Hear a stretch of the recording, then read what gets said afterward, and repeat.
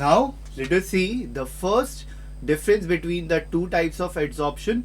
The very first one, as you can see, physiosorption. In physiosorption, adsorbate particles are held onto the adsorbent by the van der Waals forces of attraction. It was already established in the previous slides. Chemisorption. In chemisorption, adsorbate particles are held onto the adsorbent by the formation of the chemical bonds. Again, we have established this particular difference between the chemisorption and physiosorption. Let's see the next one.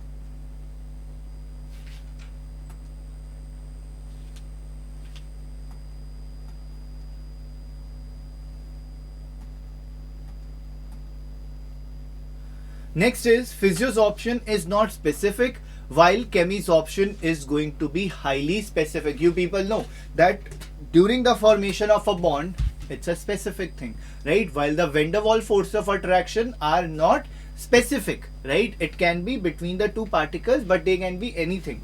But over here, chemisorption is going to be highly specific because the bond is forming, right?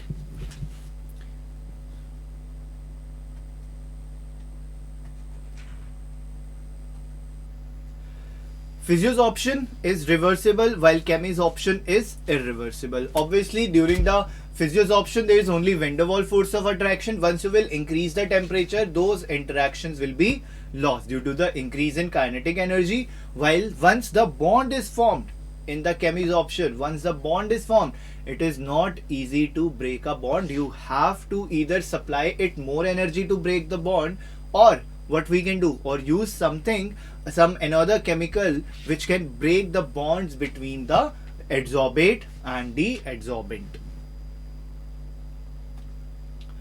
In physiosorption, heat of adsorption is low, right? During it, low heat is being released. Obviously, there are only interactions.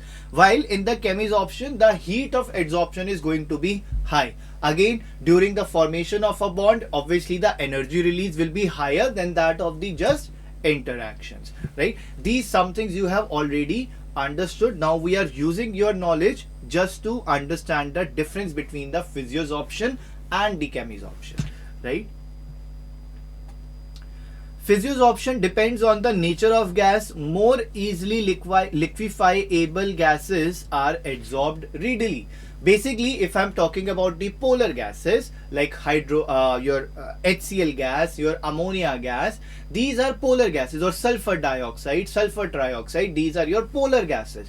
They will be adsorbed more easily, on the adsorbent surface, because they are easily liquefiable. Why the polar gases are? Because in the polar substance, the forces of interactions are higher. That is why.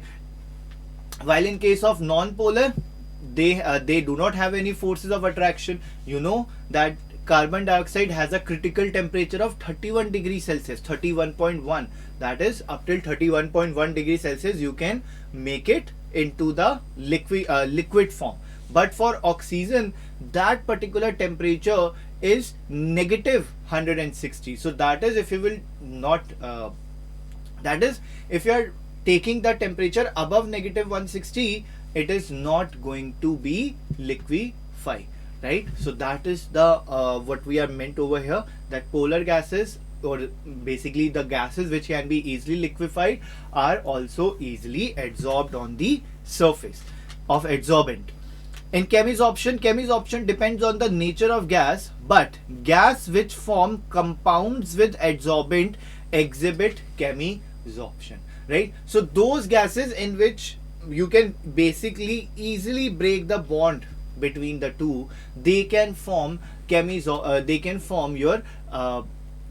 can prefer chemisorption over the physiosorption. So they are not depending on the liquefaction, they are depending how easily it can break its bond and form bond with your adsorbent, right? Hydrogen is a non-polar gas, even though it is showing chemisorption. Why? Because you can break the hydrogen bond and it can then show chemisorption, right?